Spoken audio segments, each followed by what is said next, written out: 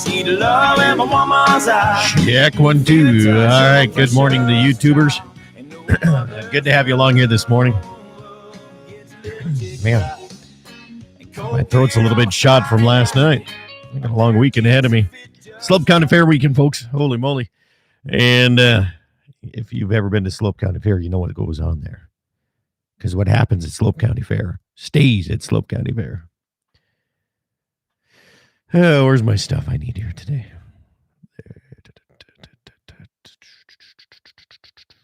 Boom, boom. Is this thing on? That's working. All right. Morning, Waylon Turnus. Good to have you along, buddy. Did you get drawn for any tags this year, bud? Or did you get the gratis side of things? Should probably look up Wayne's number this morning to make sure I got him going on here.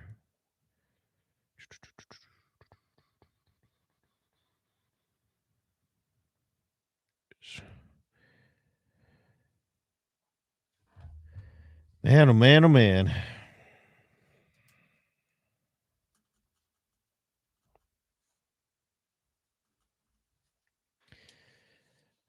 Rotate area for buck. Nice.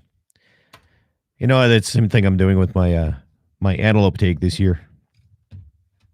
Taking does, man. That's what I'm going to do as well. Same thing probably with bucks for deer season, too. I have not seen anything out here, except for the one I ran over last night. In fact, I should probably look at damage on my pickup. Yep, there's some damage. Awesome.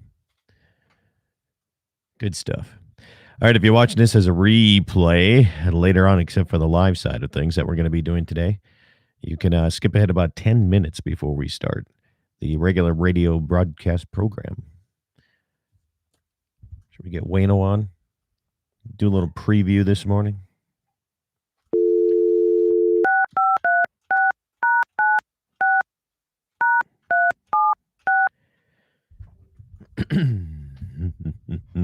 Yeah.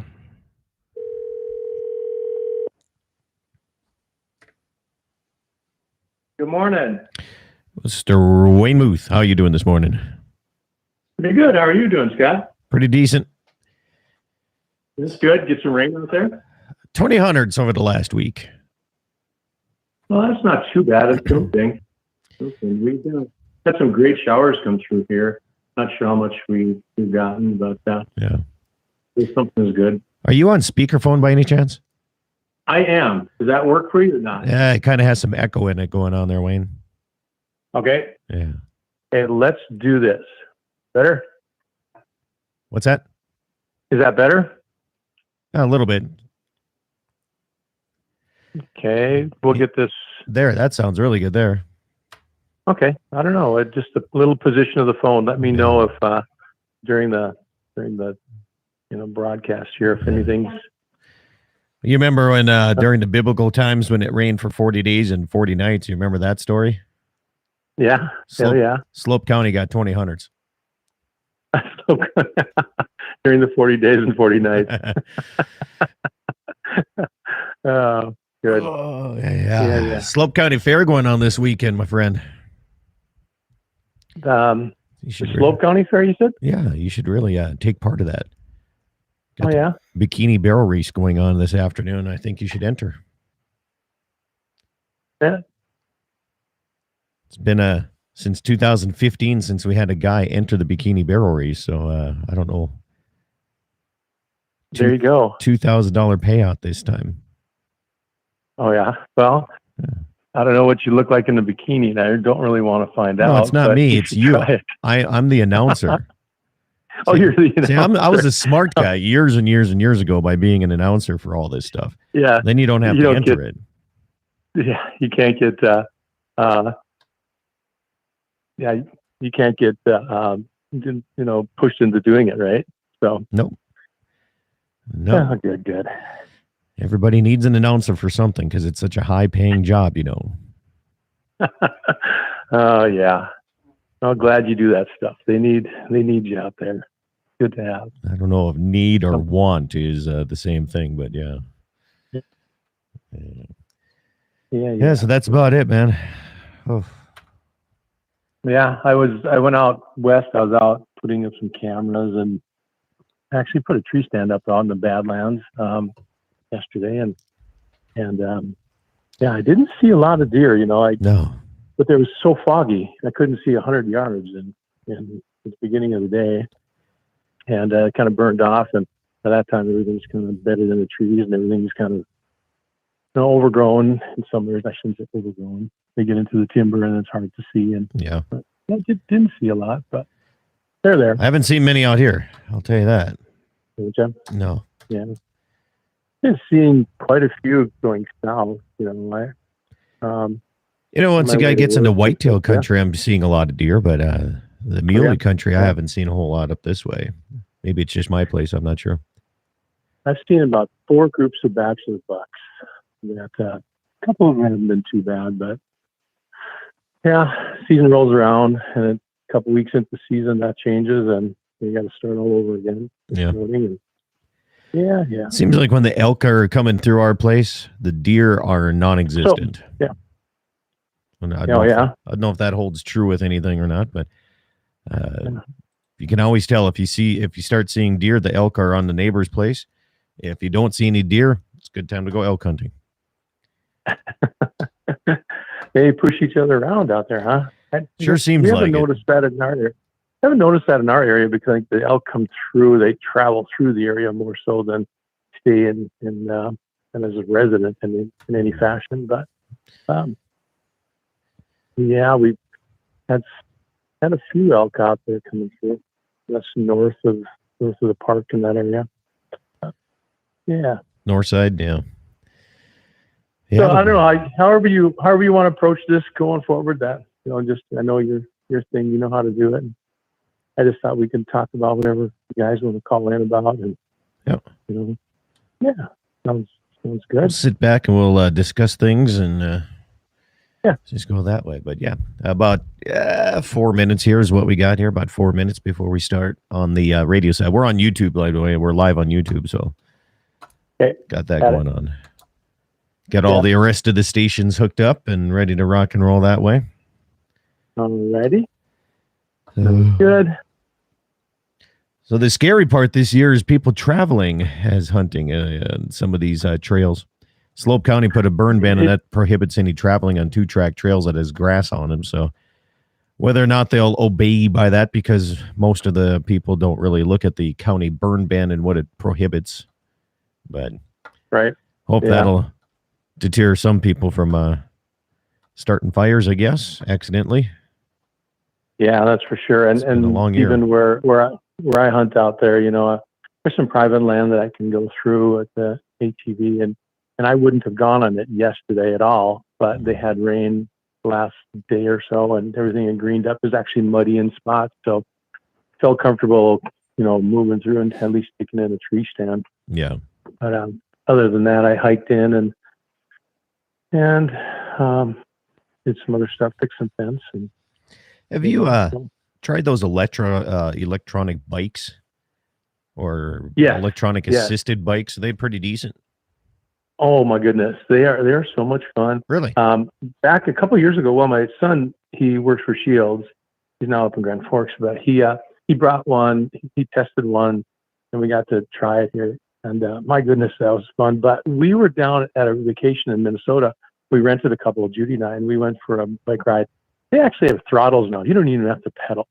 Really? I mean, you just throttle it along, and you can go like 30 So if it's got a throttle, I mean, it's not considered a motorized vehicle, is it, or is it?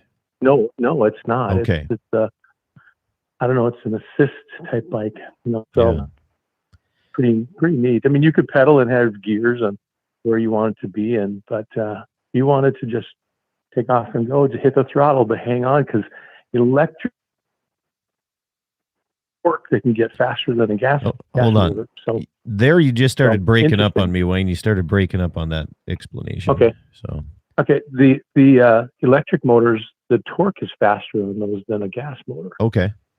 That's why in a race, you normally will find an electric vehicle will beat a gas vehicle because if it's in a corner of any sort, they can get the torque back faster than a gas motor. Gas motor has to wind up. So my brother and I have been talking about that. He's a mechanic and knows all about this stuff. So interesting stuff. Well, according to this administration, we're going to all be in electric cars by, I don't know, next year or the year after, isn't it? Yeah, something like that. That'll work well. That'll work well feeding cows in the winter. Right. Yeah. And if you can go 500 miles on it, but then it takes 12 hours to charge it up or something. Going to limit you. You're not going to have any fun. All right, about 60 seconds here. 60 seconds. Okay. Big Daddy Dave, good morning from Pierre, South Dakota. Good to have you guys with me. Let's see. Stations, 45 seconds. 45 seconds on mark. All right, Wayne, I'm going to turn you down here for a little bit before we get going, so stand by, please. And radio stations, 30 seconds. 30 seconds coming up. 30 seconds on mark. 30 seconds.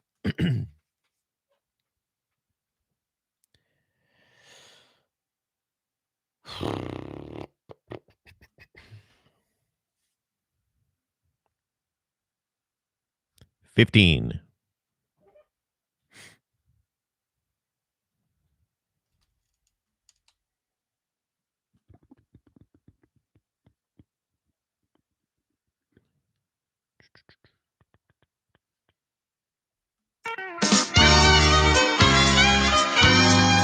'Well, good morning, everybody, and welcome to the Saturday edition of Dakota Prairie Outdoors. I'm your host, Scott Bachmeyer, and for the next hour, we have the privilege of talking anything outdoors across the great listening area, 6 states, 2 Canadian provinces, and this happens because of great radio stations like KCJB up in Minot, KLTC in Dickinson, K-Fire 550 in Bismarck, KOLY in Mobridge, and in the capital city of Pierre, South Dakota, KGFX, along with those watching on my live feed, Dakota Prairie Outdoors Radio on YouTube.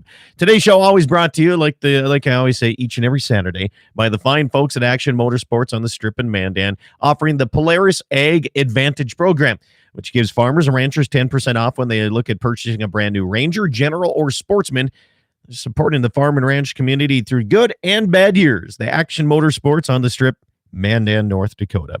The longest contiguous running fair in the nation is upon us this weekend. It's the Slope County Farmers Fair, Amadon, North Dakota. Hitting day 2 today. We started yesterday with the longest and largest ranch rodeo in the tri-state area, and a pretty good time here. Teams all across the Dakota Territory and Montana came in.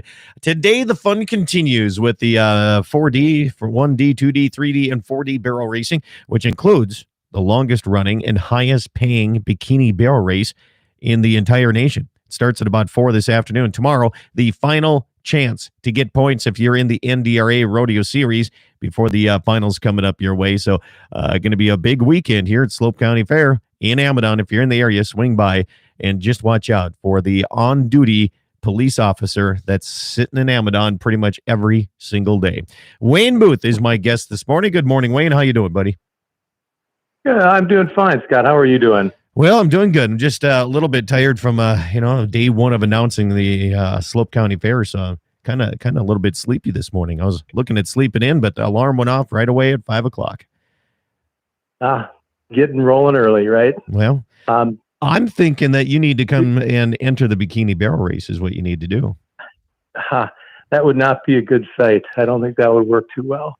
It's not about what you got to be more confident about your body, Wayne. Yeah. Well, I'll you be the example for me, and then I'll see what happens. I told you this off air. I said there's a reason I became an announcer, because I know it wasn't for the high pay. It was so I don't have to do any of this stuff. I get to announce it and sit up in at the announcer's booth and watch everybody else have fun. Yeah, I guess. Well, good enough. But Slope County Fair going on. I tell you what, Wayne, we have a lot of fun here, and it's one of the. I didn't realize this until I was on the president of the fair board many years ago. It is It is the longest contiguous running fair, which means we've never taken a year off since 1925, even during the That World is War. amazing. Isn't that something? Yeah. You know, everybody says, well, didn't you, how about during the Depression or the World War I or World War II, all that? We're like, no, never taken a year off. Even during COVID, we never took a year off. So that's how it's going. So we didn't have the parade last year. We wanted to celebrate the centennial, but it's 101 years this year. So we're doing the big celebration this year instead. So, that's a testament to the community down there and sticking together and doing what they want and taking care of each other and just having fun. That's their time to get out and let their hair down a little bit and enjoy life. Guess what our biggest moneymaker is on any event that we have at the fair? Guess this might hold true for a lot of fairs. I'm not sure, but take a guess on what event might be the largest. But the rodeo? It's actually the beer gardens. The beer garden. There you go. It's our only profit maker is the beer gardens. Everything else breaks even. Well, everybody's having fun. That's good. Yeah, we have a good time. Yeah. And there is soda pop and water at the beer gardens too. So it's not just beer. Well, Wayne Muth, tell everybody a little bit about yourself here. I know you still score racks, don't you? I mean, you're one of the big guys in that game in the industry in this area. Yeah, I score for Pope and Young and Long Hunter Society, which is the muzzleloaders, and then also the North Dakota State Record Book. As we talked about Antlers in the past, the different shows of yours, and I think over the years, a lot of guys have came in and there's some scoring for them, and they ask questions about the racks and how come this has a non-typical point, or where does this come from? Is this all genetic or whatever? So some of those questions I couldn't answer. They don't teach that in our classes, and so I did a lot of research and looking at studies and research pieces and looking at the mule deer group. They have a lot of good information out there. A couple of biologists that I kind of track and ask questions about where we're from, and they give me some good insight. And so you kind of can answer some of those questions to the hunters that bring horns here. So I thought, maybe there's some guys out there that have questions about things that we can help them with, or just talk about it and go from there. Let's talk antlers today. That's what it is. 888-932-5682 is the toll-free number. That's 888-9-DAKOTA is the number if you want to call in. You can also text your questions, 701-425-6651, or you can live message them on my YouTube board right now or any of my social media platforms. I guess you can check me in that way too. But I'd like to have you call in 888-932-5682 and join in on the conversation. Before we get into talking antler growth and different points and everything, what do you think? How do you think it's going to be this year? This drought has extended in a lot of areas across the upper Midwest, all the Western United States. Do you think it's going to affect the archery / rifle season for deer hunting this year?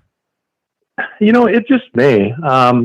Overall, I think there may be some concerns about access and the fire hazard that are out there. Number one, when we talk about antler growth, I think early on in the season, I was talking to people, and I think you and I even talked about a little bit about, we weren't seeing the big racks early on. No. And I think it kind of changed a little bit where they've kind of caught up a little bit, it seems like. But I don't know. I think it could be a little bit less than it was in the past.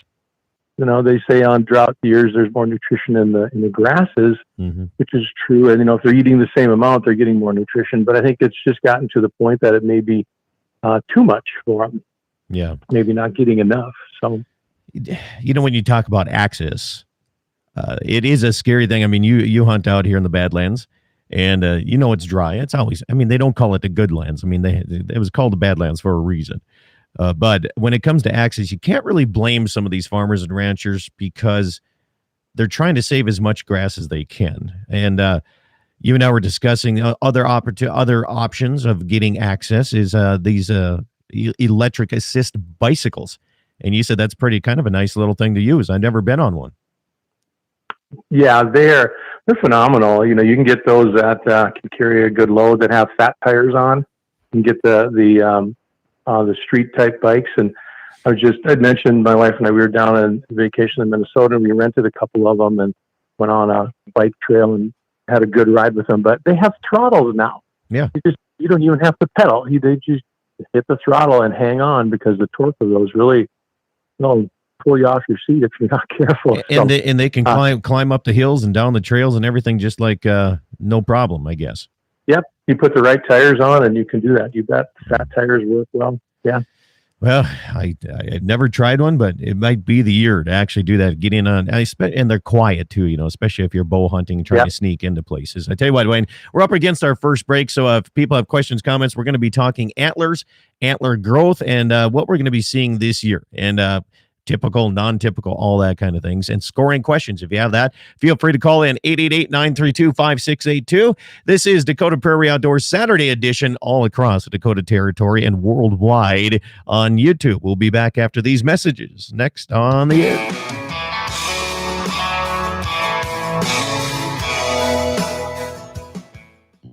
For over 80 years, Dakota Community Bank and Trust has been your locally owned hometown bank, an honor we take great pride in. And our customer satisfaction has always been our most important goal. We've gone along with the communities we serve and will continue to do so with our pledge of modern banking convenience with old-fashioned hometown service. From remote deposit options to online mortgage applications, we are happy to serve you wherever you are. Learn more at dakotacommunitybank.com. That's dakotacommunitybank.com. MoPro Guide Service, the best on Lake Oahe. Brent and his staff will give you the most enjoyable fishing experience, always having the latest in electronics, gear, and the most comfortable Lund boat on the water. Fish with somebody who lives in Mobridge, South Dakota, the heart of Lake Oahe. If you need a place to stay, the Mo Rest Motel has newly updated rooms with free internet, a family-owned and operated business. Go to OaheWalleyes.com. That's OAHE Walleyes.com for the best fishing experience Lake Oahe has to offer. It's every American's right to bear arms.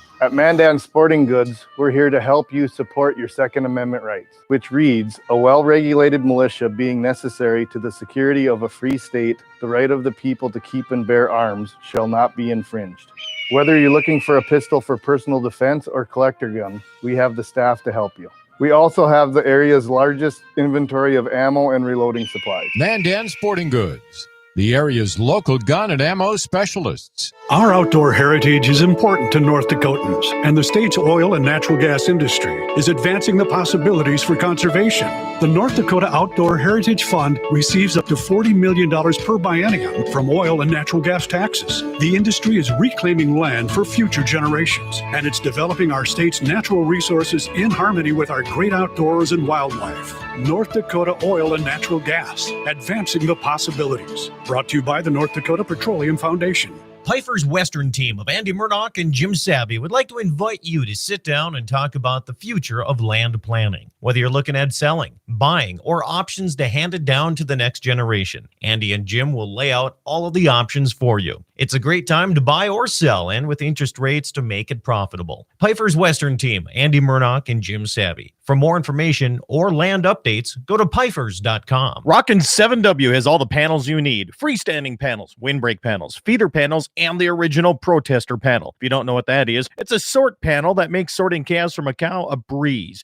You can do it in a fraction of time with just one person on foot or horseback. You can custom order sizes to fit your current operation, or you can start from scratch. Rockin' 7W also does trailer repair on any size trailers, mobile welding, and custom cattle hauling. Call Justin at Rockin' 7W at 701-206-1030. That's 701-206-1030. Rockin' 7W, the farmer and rancher's go-to guy. As an independent insurance agency, Dakota Community Insurance partners with leading insurance companies to offer products that are designed around you and your farm insurance needs. As a leader in farm and ranch insurance, we can help you to minimize the risk to you and your operation, including farm equipment, livestock, farm buildings, and crops. Stop into your local branch to visit with our insurance agent or visit dakotacommunitybank.com. You can rely on us when nature strikes. Dakota Community Insurance. At Dakota Community Bank and Trust, that's what we do. MoPro Guide Service, the best on Lake Oahe. Brent and his staff will give you the most enjoyable fishing experience, always having the latest in electronics, gear, and the most comfortable Lund boat on the water. Fish with somebody who lives in Mobridge, South Dakota, the heart of Lake Oahe. If you need a place to stay, the Mo Rest Motel has newly updated rooms with free internet, a family-owned and operated business. Go to OaheWalleyes.com. That's OAHE Walleyes.com for the best fishing experience Lake Oahe has to offer.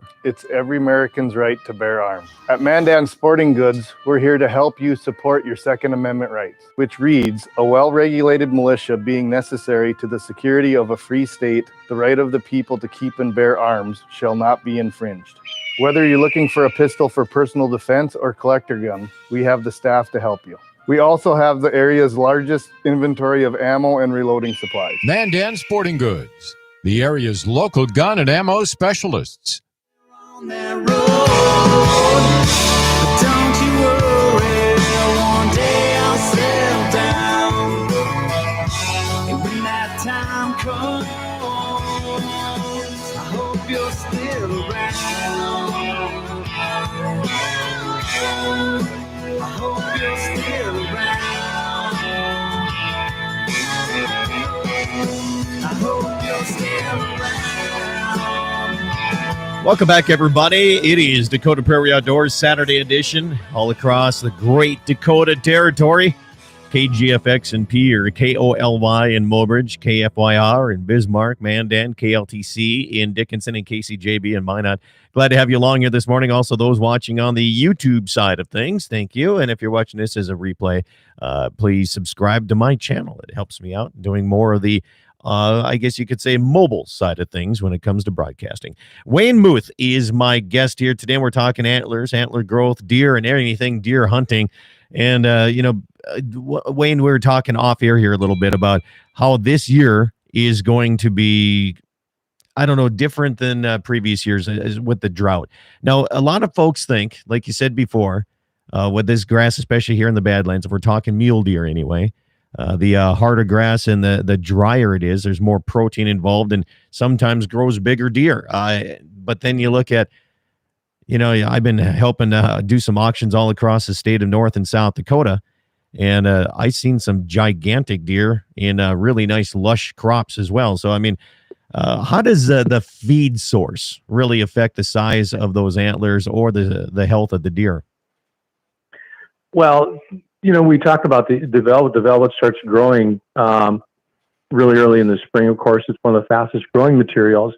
And with the nutrition in the plants, sometimes, that calcium and phosphate that's needed to develop and grow those antlers is needed in such great quantities that the nutrition alone can't supply it alone. So what happens is the deer will actually absorb some of that from their non-stressed bones, such as the ribs, and then it's replaced later. It actually, deer is one of the only animals that they go into osteoporotic state, and it helps grow those antlers. So if that deer is not healthy and not getting enough nutrients to, support the rest of their body, their antlers aren't going to be good as well. So I guess going forward, with the lush grasses, yeah, they're going to grow good antlers. I think there's so many other factors, the age of the deer, the genetics, the nutrition alone isn't the only piece, but so we look at, you got those big deer out of the alfalfa fields. Yeah, you're going to find those. And, but they're indulging themselves in that grasses, and the others are maintaining with the less grasses with higher nutrients. So, yeah, I guess the factors are there that can make the bigger deer, with less grasses because of the higher nutrient protein in it. But the other factors as well, the age, genetics, those are pieces that I think have to be taken into consideration. So do you think that different food plots help grow bigger deer, or is it just an attractant for deer? Because, if what you're telling me is the most important part of growing big deer is having those nutrients right away in the spring. Yeah, I think that's got to, you get these high protein foods and these high phosphorus plants that are out there, and they're going to put more weight in your animal. They're going to bring them healthier, and a lot more is going to go to that antler growth. You get to, some of these where you have stunted growths on these animals. Well, it could be from various other factors too. If you have a late birth weight or late fawn or a low birth weight fawn, they have a tendency to grow less horns the first year, and sometimes that'll carry on. So there's a lot of other factors of what you're seeing. So in the past, were you seeing smaller deer? because of some genetic piece that was coming through, or were these age of these deer less because hunting pressure had been more and they killed more of the bigger bucks. So I think not just nutrition, but the other factors should be taken into consideration when you're looking at this antler growth. You know, you discuss killing big bucks. Now, some places, some areas, they want you to take a certain style of deer. Whether it's, there's some states even have a point system. It's got to have so many points before you can even shoot it. Do you think that just by culling odd bucks and, less than desirable bucks, does that help create bigger bucks? Or do we need to look at the doe side as well sometimes? Well, I think it does. It does help. There's a friend of mine, he part of a ranch down in the Badlands down there that they did some outfitting, and they did that for a while, and they got some very respectable bucks out of it. Now, and speaking with one of the biologists years ago, we kind of had some really candid discussions about, he was saying it just doesn't work because you kill all your good bucks and then all you have is little ones left. However, you think about that, if you have a 4-point or better minimum, I mean, you can have a 2-year-old deer that's a 4-pointer. You can have a 5-year-old deer that's a 4-pointer.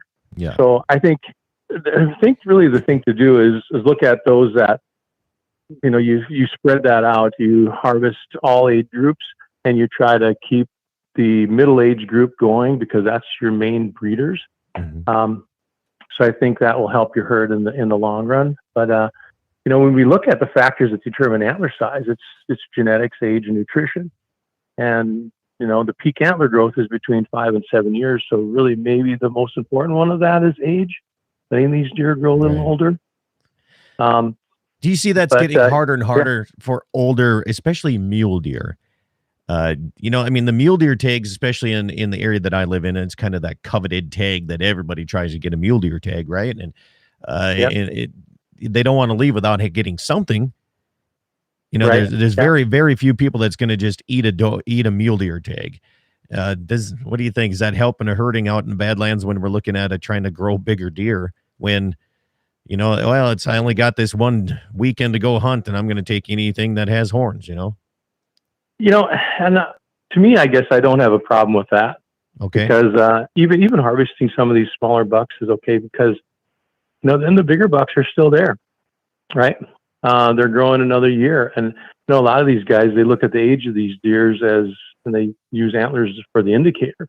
But, and they say, well, I'm going to let this buck walk because he's going to be bigger next year. Well, that very well may be true. And then you're going to get a bigger deer. So you shoot a smaller deer. I don't think there's anything wrong with that. And I don't think it hurts. You're not going to kill all the big deer out there, guaranteed, because they get big because they're smart and they know where to hide and they know where to get away from the public. So, well, a text message comes in from our buddy Jamie here, and he says, I haven't seen one decent buck at our place. Not a good muley, not a good whitetail. He said, in fact, it's the least amount of bucks that he's ever seen in many, many years at their place. Is this kind of something that the drought is doing here? Have you heard more of this, or is this kind of an anomaly just on his place? From what I have seen out west, I kind of agree with him. When you get to some of these areas that had more rain, it seems like it's drawing in more of the bucks, and maybe that's because of the grasses that are there. Maybe they're traveling further to get food. So it may very well be true. It seems like I've heard that in a couple areas, but agriculture areas are going to pull in those deer. There's no doubt. If it's dry where Jamie's at, then I can see that happening. Yeah. Got a message, a couple on the YouTube side. Jesse says, happy birthday, Wayne. So thank you, Jesse. Is it your birthday today? It is. Well, happy birthday, man. Happy birthday. 29 and holding or what? You. That's it. It's got a 9 there. Who's that? Another gentleman, there we go. Another gentleman writes on a YouTube message board here. It says, nobody lets a mule deer get old anymore. And that might be true in some areas, I think, Wayne, too. I think in some areas, people are just, they see anything with horns and they're going to shoot that thing no matter what age it is. Well, I can agree and disagree, I guess, with that. I think well, that's what we're here for. Yeah. It's what you're harvesting, I think. And unless you're checking those ages every year and you're looking at that, it's hard to say for sure one way or the other. But for me and my family, all the deer that we shoot in the Badlands, I have aged. I age them myself, and then Bill Jensen over at the Game and Fish Department, he also correlates and tells me if I'm, full of it or if I'm correct. But we've, and I keep a chart of that. And the oldest buck we've taken is 10 and a half years old. Okay. And that was a 166 inch buck that my son Jared took. Wait, years ago. And actually, hold on that thought. We're up against the break. We're going to come back and finish this story. We'll be back more. Wayne Muth is my guest here on Dakota Prairie Outdoors. Back after these messages, friends.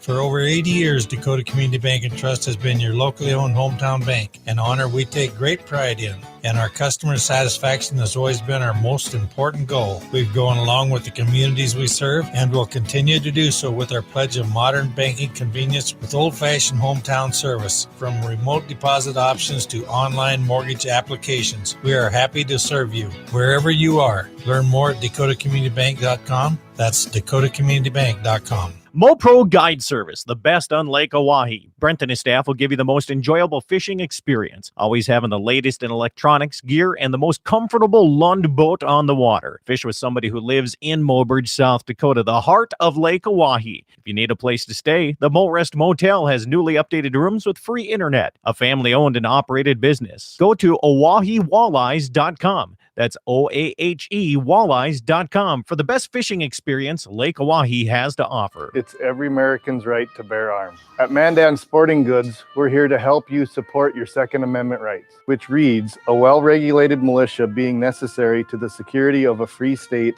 the right of the people to keep and bear arms shall not be infringed.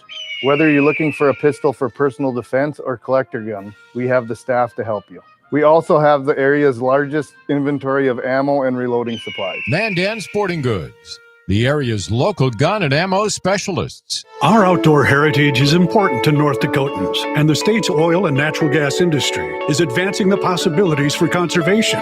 The North Dakota Outdoor Heritage Fund receives up to $40 million per biennium from oil and natural gas taxes. The industry is reclaiming land for future generations, and it's developing our state's natural resources in harmony with our great outdoors and wildlife. North Dakota Oil and Natural Gas, advancing the possibilities. Brought to you by the North Dakota Petroleum Foundation. Piper's Western team of Andy Murdoch and Jim Savvy would like to invite you to sit down and talk about the future of land planning. Whether you're looking at selling, buying, or options to hand it down to the next generation, Andy and Jim will lay out all of the options for you. It's a great time to buy or sell, and with interest rates to make it profitable. Piper's Western team, Andy Murdoch and Jim Savvy. For more information or land updates, go to Pifers.com. Rockin' 7W has all the panels you need. Freestanding panels, windbreak panels, feeder panels, and the original protester panel. If you don't know what that is, it's a sort panel that makes sorting calves from a cow a breeze. You can do it in a fraction of time with just one person on foot or horseback. You can custom order sizes to fit your current operation, or you can start from scratch. Rockin' 7W also does trailer repair on any size trailers, mobile welding, and custom cattle hauling. Call Justin at Rockin' 7W at 701-206-1030. That's 701-206-1030. Rockin' 7W, the farmer and rancher's go-to guy. As an independent insurance agency, Dakota Community Insurance partners with leading insurance companies to offer products that are designed around you and your farm insurance needs. As a leader in farm and ranch insurance, we can help you to minimize the risk to you and your operation, including farm equipment, livestock, farm buildings, and crops. Stop into your local branch to visit with our insurance agent or visit DakotaCommunityBank.com. You can rely on us when nature strikes. Dakota Community Insurance. At Dakota Community Bank and Trust, that's what we do. MoPro Guide Service, the best on Lake Oahe. Brent and his staff will give you the most enjoyable fishing experience, always having the latest in electronics, gear, and the most comfortable Lund boat on the water. Fish with somebody who lives in Mobridge, South Dakota, the heart of Lake Oahe. If you need a place to stay, the Mo Rest Motel has newly updated rooms with free internet, a family-owned and operated business. Go to OaheWalleyes.com.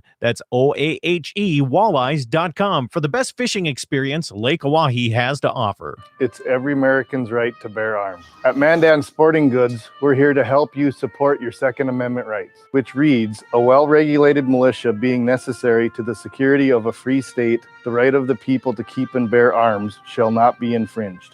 Whether you're looking for a pistol for personal defense or collector gun, we have the staff to help you. We also have the area's largest inventory of ammo and reloading supplies. Mandan Sporting Goods, the area's local gun and ammo specialists. On that road, but don't you worry, one day I'll settle down. And when that time comes, I hope you're still around. I hope you're still around. I hope you're still around. Welcome back, everybody. It is Dakota Prairie Outdoors on the Saturday edition side of things. If you want more of my daily program, you can catch it on every single one of these radio stations you're listening to right now. If you want to, if you're not in a listening area across the Dakota Territory, you can always go to DakotaPrairieOutdoors.com and get it right there too. Wayne Muth is my guest here. We're talking antler growth, deer hunting, and everything because, you know, Wayne, you know what's coming up here is archery season is kicking off here in North and South Dakota here the first week of September. So I'm kind of jacked for that. I'm really excited because, you know, I didn't have any hay to put up this year. So it's not like I got to haul hay from anywhere. So I might have more time to go bow hunting.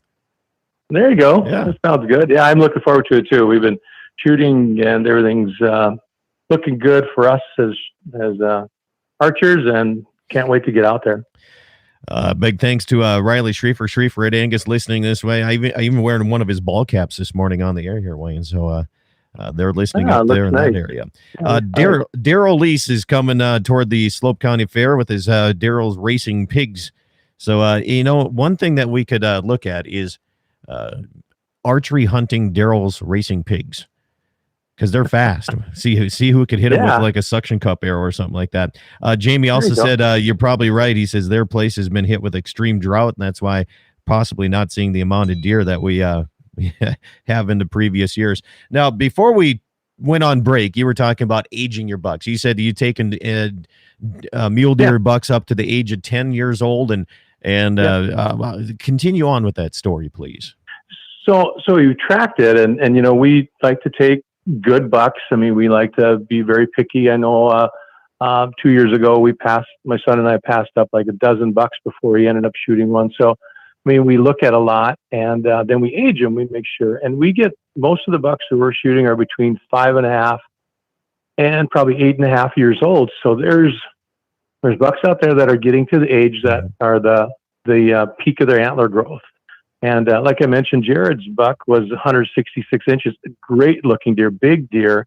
The antlers were very nice, except they weren't as heavy as you think they would be at that age, or as a mature buck. But we've aged them, so yeah, they do get old, and I don't think you can kill all the big bucks out there. I think they're still going to be there. I mean, you look at what's hanging behind you there. There's some respectable bucks. My goodness, you know, they grow. I've worked pretty hard to find those boys that are hanging behind me. And if you're on YouTube watching there, but yeah, it's they are there. There's no doubt about it. But it's probably different though, because maybe it isn't. You know, I live out here. You know, I'm fencing it and I'm driving this stuff every single day.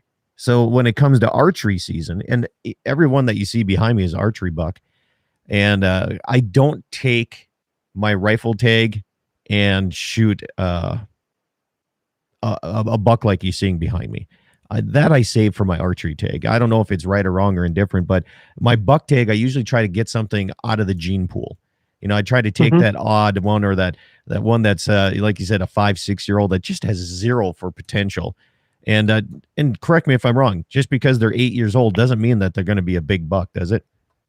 No, it does not. Yeah. But if you have good genetics, you could have a 3.5-year-old that is really respectable that passed up.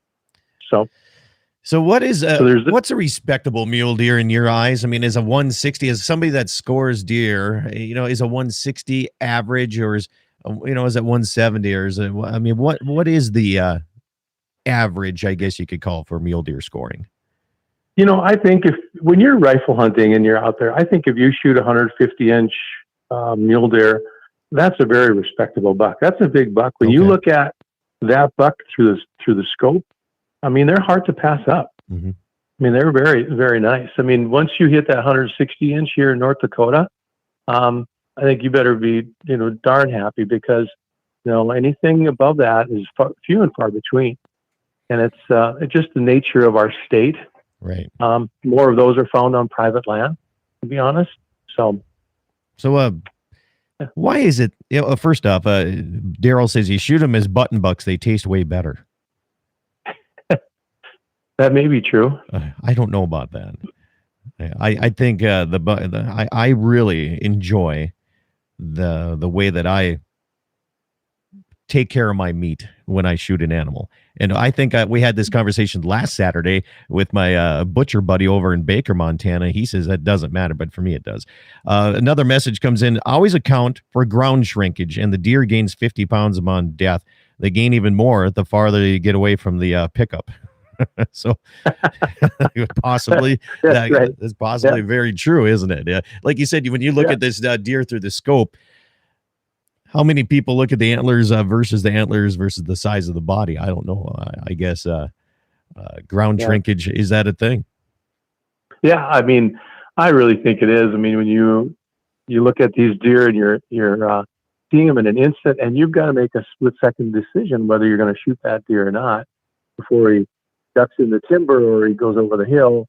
So when you get up to him, he may not be as big as you think he was when you first looked at him. But I mean, there's nothing wrong with lowering your levels of antler size when you go out there. I mean, we all want to be successful. I mean, if we're not out there wanting to harvest something, well, then carry a camera or something. You know what I mean? Yeah. People may not like the statement, but carry a camera. Well, it's one thing that John Armin, him and I have been friends for many years, and he's been on my radio program a ton of times. And the very first thing that he ever said that made me think, like, this is a guy that I want to sit and continue interviewing. He said that, a trophy buck doesn't necessarily mean it has to score a lot. It just means that you're happy with it and you enjoy it. And that's something that runs deep with me. Like, anybody that comes out here and they ask him, have you seen any big bucks? I'm like, well, it depends on what you feel is a big buck. I mean, it all in the eye of the beholder, isn't it? Yeah, it really is. And, that's what's so fun about me taking out our family here and getting some of the now fiancés involved with, my son's fiancé is involved with hunting and getting them out there. Yeah, it's fun taking them out. It's like having an extra deer tag for me. I enjoy the helping other people get it more than anything. That, and this might sound a little strange, I enjoy gutting deer out. Oh yeah, I do. I always think it's like how quick and clean can I get this one, and I don't know what it is, but most people that come out here, I usually jump in and try to help get it done before. Jamie says, shoot a doe if you're a meat hunter. Leave the bucks for people who truly enjoy hunting antlers. One way to look at it. Yeah. That's one way. Yeah. Yeah.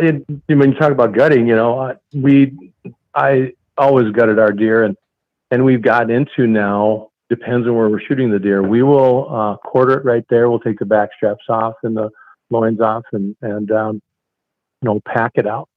But if we're in an area where we can, drag it to a spot and get to it through a vehicle or something like that, then we'll gut it and take it there, and take the hide off where it's a little more clean. Yeah. Yeah.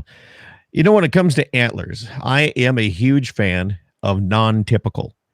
And anything that you see behind me, if you're watching on YouTube, anything I go after has some form of non-typical about it. Very rare do I ever get anything that's typical. And what causes that? What causes drop tines? What causes extra points growing and sticker points and all that? What makes that happen, Wayne?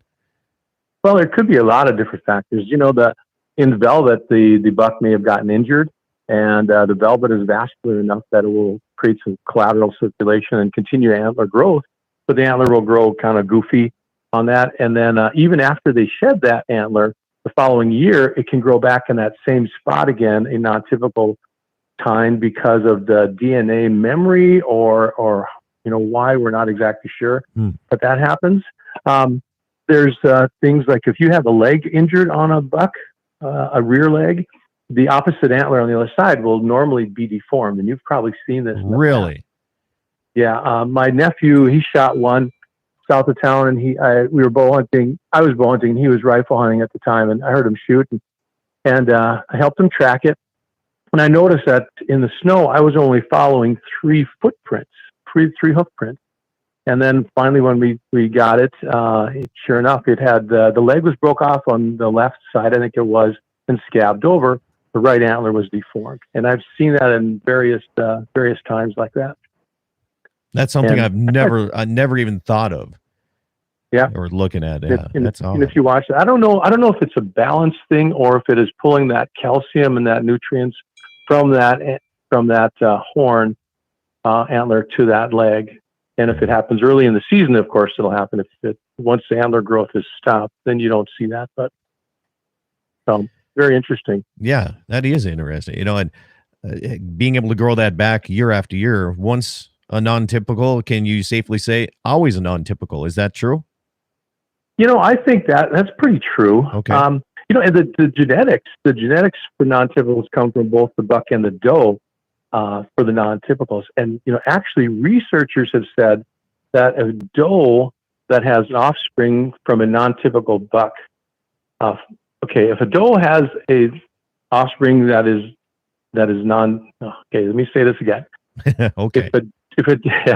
When a doe has a father that is a non-typical, and even though she's bred from a typical buck, will still have more offspring that are non-typical. So she carries on her father's traits. So okay. So I mean, and it's interesting because there's much of that impact on the DNA and the genetics comes from the doe as it does from the buck. Right. So right. And that's one thing I always say, you know, like we were talking in the first part of the hour, you know, taking different bucks out of your genetics might not always be exactly. I mean, like you said, a lot of it comes from the doe side. Now we were discussing how I enjoy gutting deer out and everything like this.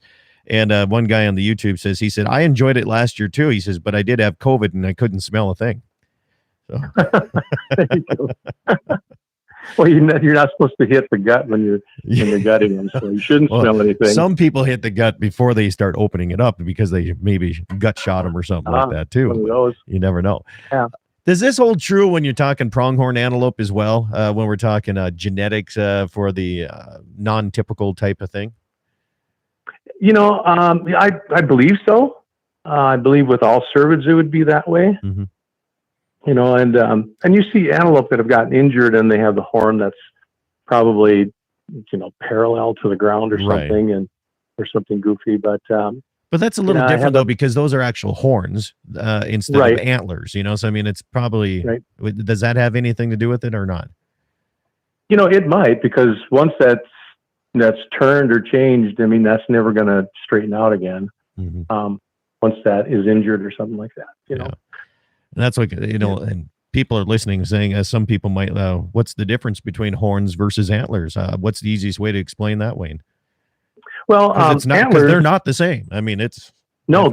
Different. Yeah. Well, the horns, they grow with, there's a bony horn that comes out and there's a sheath that comes over the top. That's the antelope and your rams and such. Now the rams don't shed theirs, but antelope do. They lose that sheath every year, and that grows back. Just like the antlers, after that the rut is over and the hormones start dropping off. Mm-hmm. that starts hardening that base, and the base falls off, or the base causes the antler to fall off. So, I mean, you think about it, they grow it in the spring. It grows faster than anything. It hardens after the rut, and the antlers fall off, and they grow it again. That's the antlers that we're talking about versus the horns that have the bony part coming out of the skull. Yeah. When you're talking antlers and deformities and non-typical, does that hold true with the elk as well? Like if a elk has a injured leg or different nutrition, same thing on that side of things too. And it's kind of fun watching elk because you want to talk about fast growing. Those things, I mean, within 1 week, I mean, they can grow up to almost a foot out here. It's just crazy how fast they can grow. Yeah, the fastest growing material known. That's that antler. So yeah, I think it would be because they're no different than the deer. They're all the cervid family group. So and we mentioned kind of the rut that I've heard people talk about with the dryness this year. The rut may be pushed back, but in reality, it's the hours of daylight that impact the rut. So when we look at that, most of the rutting activity is going to happen at the same time each year.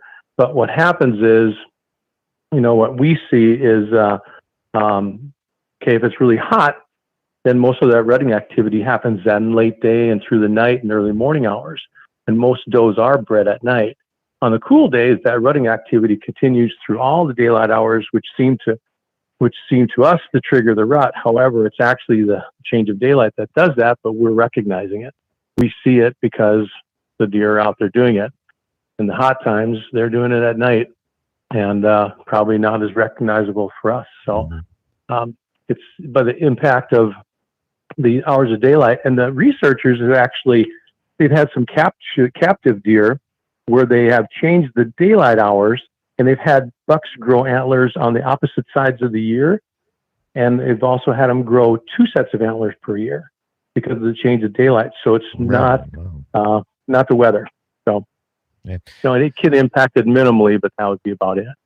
So let's talk quickly before we go. We only got about 2 minutes left here of the show here. Wayne, scoring deer. Now let's talk about scoring them on the hoof. You talk about shooting a 150 mule deer. What do you look for a 150 or higher? I mean, what are you checking on here? Well, you want to have the front forks and back forks should have respectable length. So 3 to 4 inches on each of these, to 5 inches in the back, with a 17-inch height in the back, or 18-inch height, and a 22-inch spread. That's going to put you in that 150 category.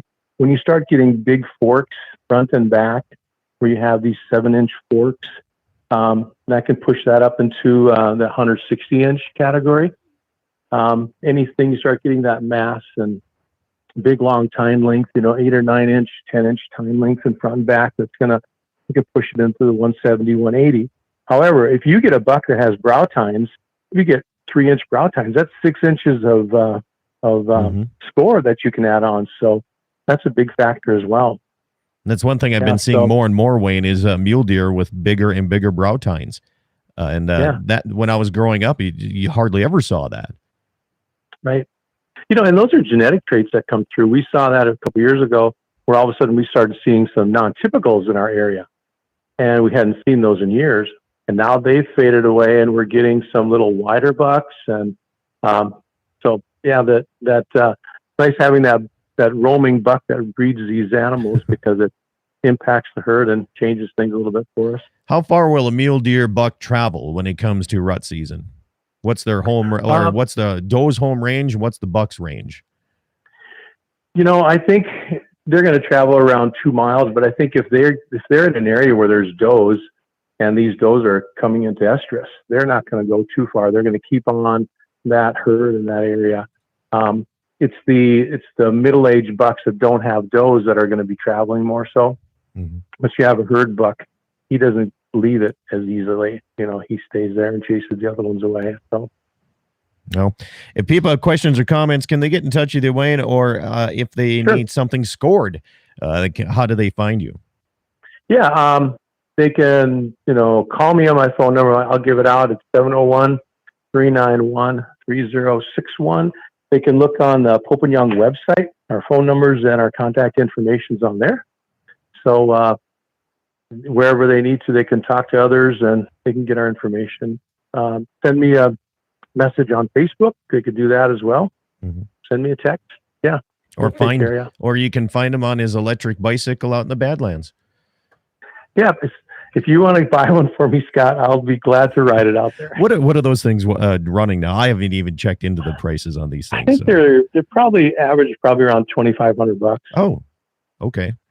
I was expecting a lot less, I guess, but there you go. Yeah, I think it depends on what y'all put on them, but I think the average you can get into one like that. Yeah. Perfect.